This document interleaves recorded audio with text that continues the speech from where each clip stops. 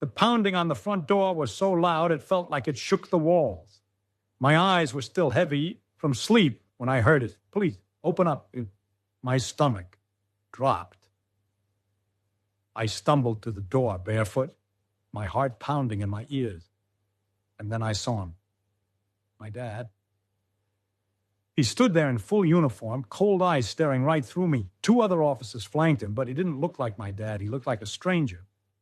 Alex, his voice was firm, almost detached. We need to search your house. What, Dad? This is our house. What's going on? He didn't answer. Instead, he handed me a folded piece of paper. My hands trembled as I unfolded it. All I managed to read was suspicion of theft from the high school charity fund. I felt the floor vanish beneath me. The officers brushed past me, moving straight to my room. I kept looking at my dad, waiting for some sign, anything, that this was a mistake, a misunderstanding, some weird joke. But his face stayed cold. One of the cops crouched by my bed, reached under my mattress, and pulled out a thick envelope. He opened it. Inside were stacks of bills, neatly folded. Got it, the officer said flatly. My chest tightened. This isn't mine, I said, my voice breaking. I don't even know how that got there. Dad, tell them. But he didn't say a word. He just looked away.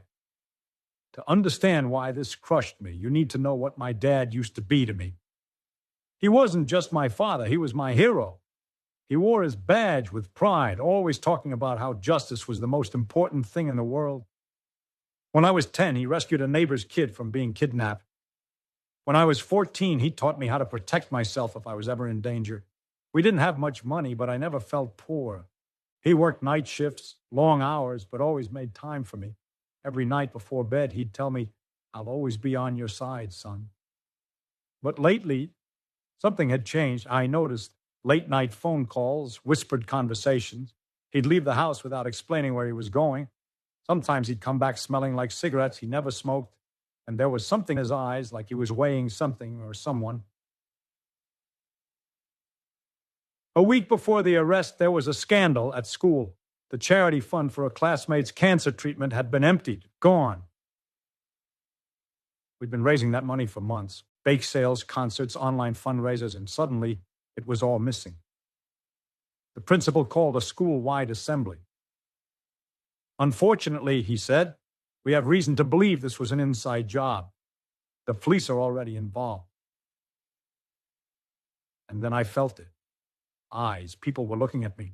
Why? Because I had been in charge of the donation box on the day the money disappeared. But I left it locked in the principal's office. I swear I did. Still, I thought my dad would defend me, that he'd be the first to say, my son would never do this. But he stayed silent. Back to that moment in my bedroom when the officer held up the envelope of cash, I was frozen, my pulse racing. I shouted that I'd been set up, but it didn't matter. Cold metal cuffs closed around my wrists. Alex Miller, the officer said, you're under arrest for theft. Dad, I shouted, twisting to see him. Tell them it's not true. But he just stared at the ground. When they led me to the patrol car, neighbors stood on their lawns, whispering, watching. Their faces were a mix of curiosity and disgust. I wanted to disappear. At the station, they sat me in a small interrogation room, a table, 2 chairs, a camera in the corner. Minutes later, the door opened. It was him, my dad. I shot up from my seat. Dad, what is happening? Why aren't you saying anything? You know I didn't do this. He sat across from me, placing his hands on the table. His voice was calm, too calm. Alex, sometimes in life, we have to pay for our mistakes. My jaw dropped. What mistakes? I didn't do anything. His eyes were cold. Maybe this will teach you something. The world is cruel. I didn't know if he was trying to teach me a lesson or if he genuinely believed I was guilty. But one thing was clear, he wasn't here to help me. That evening, they let me make one phone call. I called my mom. We'd been living apart for years, but we still talked often. She arrived within an hour, pale and shaking. Alex, I'm going to fix this, she said, her voice trembling. Just hang on.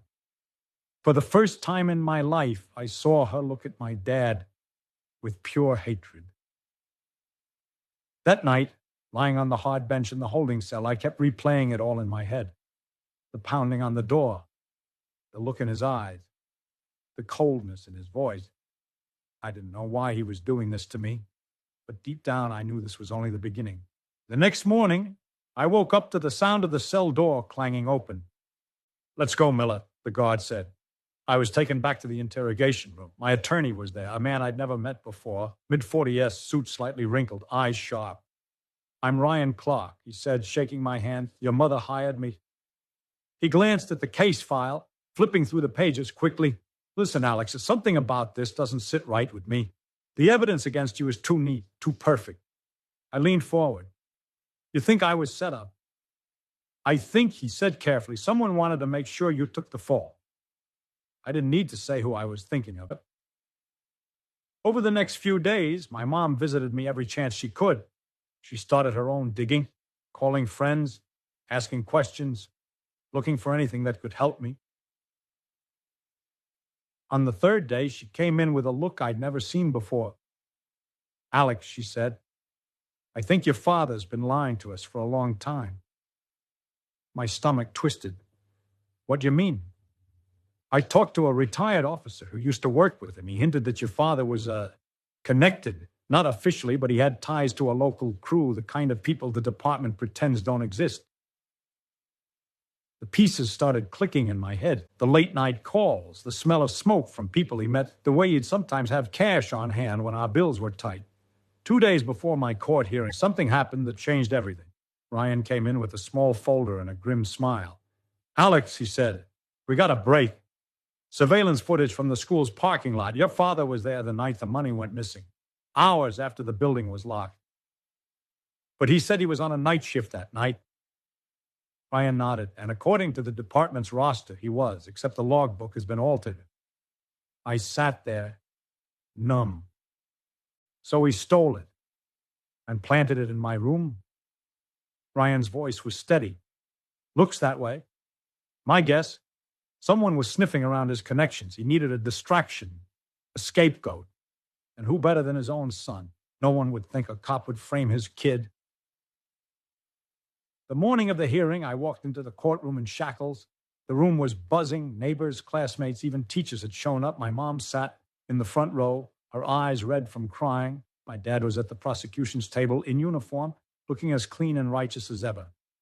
The prosecutor laid out their case, the money found under my mattress, my opportunity to take it, witnesses who saw me with the donation box.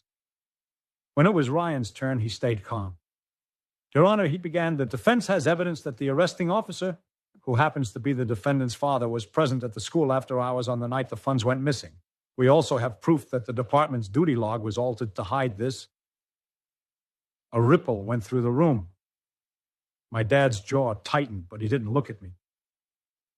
Ryan called the retired officer to the stand. He testified about my dad's rumored connections to a local gang, about how certain cases involving them always seemed to disappear. Then came the footage. The grainy black and white video clearly showed my father walking into the school that night, carrying something under his arm. Gasp filled the courtroom. I turned to look at him, expecting at least a flicker of shame, but his expression stayed stone cold. Finally, it was his turn to take the stand. Ryan's questions were sharp, direct. "Officer Miller, why were you at the school that night?" "I was following up on a lead," he replied smoothly. "And why does the logbook show you were on patrol somewhere else? It must have been a clerical error." Ryan leaned in. "And why, Officer Miller, were the stolen charity funds found under your son's mattress less than 24 hours later?" There was a pause. The room went silent. Then my dad said, "Because I put them there." The air was sucked out of the room. My mom's hand flew to her mouth. I froze, my brain trying to process the words. The judge's voice cut through the shock. "You're admitting to planting evidence." "I'm admitting," my dad said, "that my son needed a wake-up call. He's been hanging out with the wrong crowd. I thought this would scare him straight." I stared at him. "You ruined my life to teach me a lesson." My voice cracked. He didn't answer. The judge recessed the court immediately.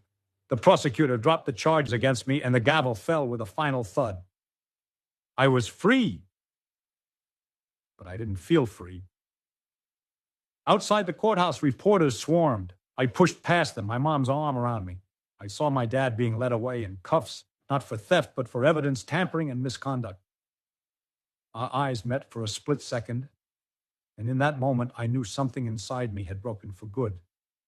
Weeks passed. My name was cleared publicly, but the whispers didn't stop. Some people believed me, others didn't care. They just liked the drama. One night, I sat on the porch staring at the streetlights. My mom came out, handing me a cup of coffee. "You okay?" she asked. I shook my head. "He used to be my hero, Mom. I thought he'd die to protect me. Turns out he'd destroy me to protect himself." She put a hand on my shoulder. "Some people can't handle the power they're given. Your father, he forgot who he was supposed to be. I haven't spoken to him since that day in court. People ask if I'll ever forgive him. I don't know how to explain that it's not just about the crime. It's about the fact that the person who was supposed to always be on my side was the one who put me in chains. And maybe one day I'll be able to let go. But right now, the only thing I know is this. The man who walked into my house that morning in uniform wasn't my father. He was just another cop